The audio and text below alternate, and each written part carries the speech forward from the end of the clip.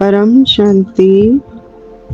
आज का बापूजी का विशेष संदेश हम बच्चों के लिए जो समझानी बापूजी भेजते हैं, वो हम बच्चों के दिलों को बहुत आराम देने वाला और बहुत ही प्यारा बापूजी की समझानी, बहुत ही प्यारा संदेश है बापूजी का, जिसको सुनते हुए बहुत ही निश्चय बुद्धि बनते चले जा रहे हैं।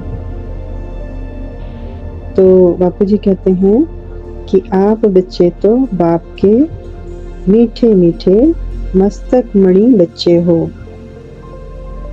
सबसे पहला वरदान बापूजी का हमको मिला कि हम बाप के मस्तक मणि बच्चे हैं।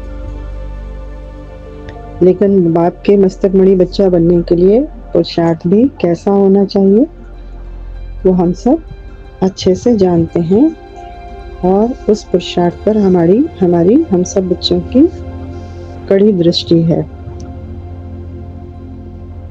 आगे बोले बापूजी कि बाप आप बच्चों के सच्चे दिल के प्यार को देखता है, इसलिए हमारे प्यार को देखते हैं। इसलिए क्या हुआ, इसलिए स्वयं आ गए पढ़ाने के लिए। मतलब हमारे प्यार ने उनको खींच लिया साकार में आने के लिए, और साकार में आकर वो हमें बेहद का ज्ञान, जो नई दुनिया का नया ज्ञान, उसके बारे में हमें स्वयं ही पढ़ा रहे हैं। सोचिए कितना ऊंचा भाग्य हमारा, कितना ऊंचा भाग्य इस धरा का, इस दुनिया का, इस धरती का। स्वयं परम पिता परमात्मा के चरण यहाँ पड़े।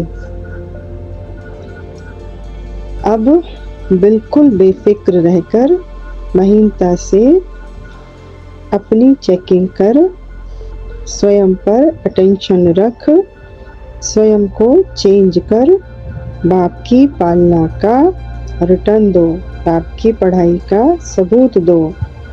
अब किसी भी बात में, कोई भी बात में, कोई भी बच्चा इंक्लूडिंग 9 लाख, कोई भी बच्चा अलबेला मत बने। हम जानते हैं ना, ब्राह्मण परिवार में जो 9 लाख आत्माएं हैं, वो सभी बाप के सिक्के लगे बच्चे हैं।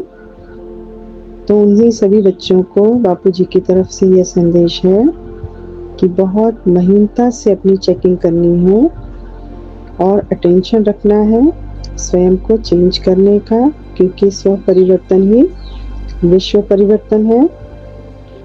तो हम अपने पर अटेंशन रखकर स्वयं को चेंज करते जाएंगे तो क्या होगा, हम बाप की पालना का रिटर्न दे पाएंगे, पढ़ाई का सबूत दे पाएंगे। किसी भी बात में हम बच्चों को अब अलबेला नहीं बनना है। क्यों नहीं बनना है? क्योंकि बापूजी ने कहा समय की समीपता बहुत करीब है। बापूजी तो अपनी दिव्य दृष्टि से सारे नज़ारे देखते हैं, उनको एक एक पल की खबर है। यहाँ से लेके बेहद के परम धाम तक का पूरा विश्व उनकी नज़रों में सामने है, प्रत्यक्ष है। इसलिए वो हमें समझाने दे रहे हैं कि समय की समीपता बहुत करीब है, इसलिए आप बच्चों को रोज समझाने दे रहा हूँ। ये हमें इस बात को बहुत सीरियसली लेना है, बहुत गहराई से लेना है, और एक एक बात पर हमें कार्य करना है, अपनी मन बुद्धि को उस कार्य पर लगा देना है। जैसा बाप की समझानी हम बच्चों के लिए आ रही है, और बाप रोज रोज हमें क्यों समझा रहे हैं, क्योंकि समय की समीपता को वो बहुत करीब देख कर ही हमें रोज समझानी दे रहे हैं।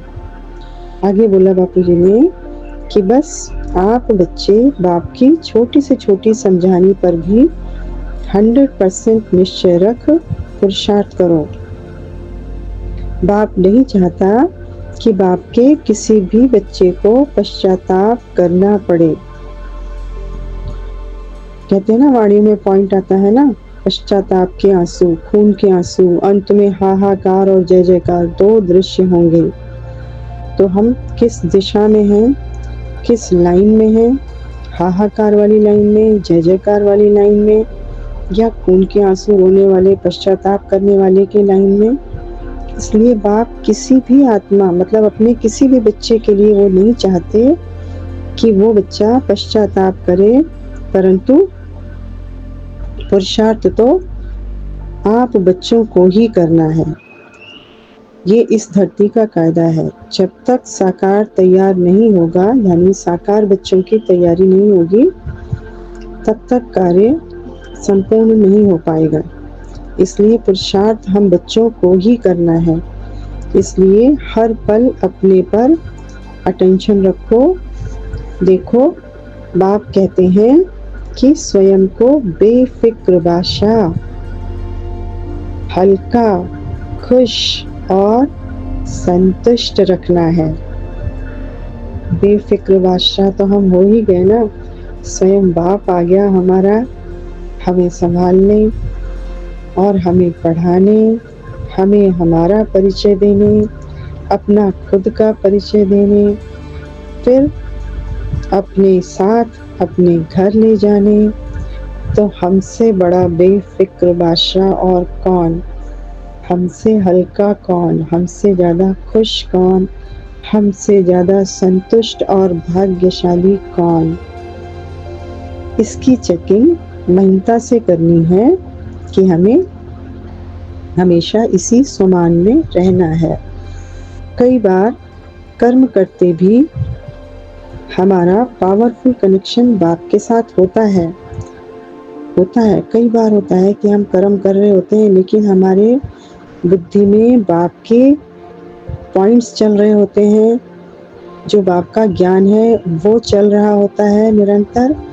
तो बाप का ज्ञान चलने का मतलब ही यही है, ज्ञान अर्थात योग, ज्ञान अर्थात बाप से कनेक्शन। और जितने गहरे हम ज्ञान में पहुँचे हुए हैं, उतना ही गहरा कनेक्शन मुझ आत्मा का बाप के साथ होता है। लेकिन फिर भी हम ये अनुभव नहीं कर पाते और यही सोचते हैं कि बैठकर तो योग किया नहीं।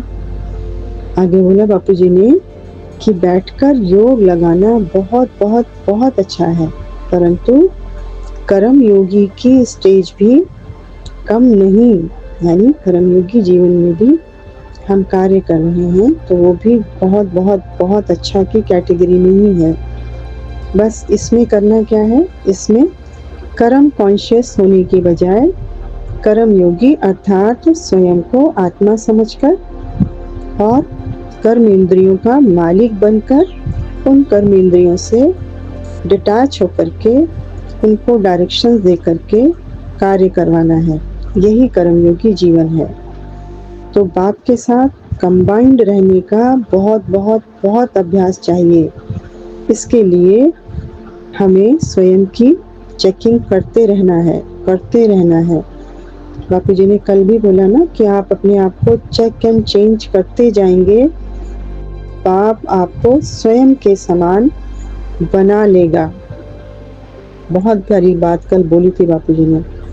आगे बोला बापू जी ने कि यदि आप महसूस करते हो कि आपके अंदर ज्ञान गुण शक्तियाँ अर्थात स्वयं की तरफ अटेंशन भी बढ़ रहा है और परिवर्तन भी हो रहा है, तो आप अपने पुरुषार्थ से संतुष्ट रहो। आप खुद अपनी चेकिंग करें ना, मतलब हम अपनी चेकिंग खुद कर रहे हैं और हमें लग रहा है कि हमारे अंदर जो ज्ञान आया है, जो गुण आई हैं, जो शक्तियाँ आई हैं, और हम अपने आप को चेक एंड चेंज भी करते जा रहे हैं।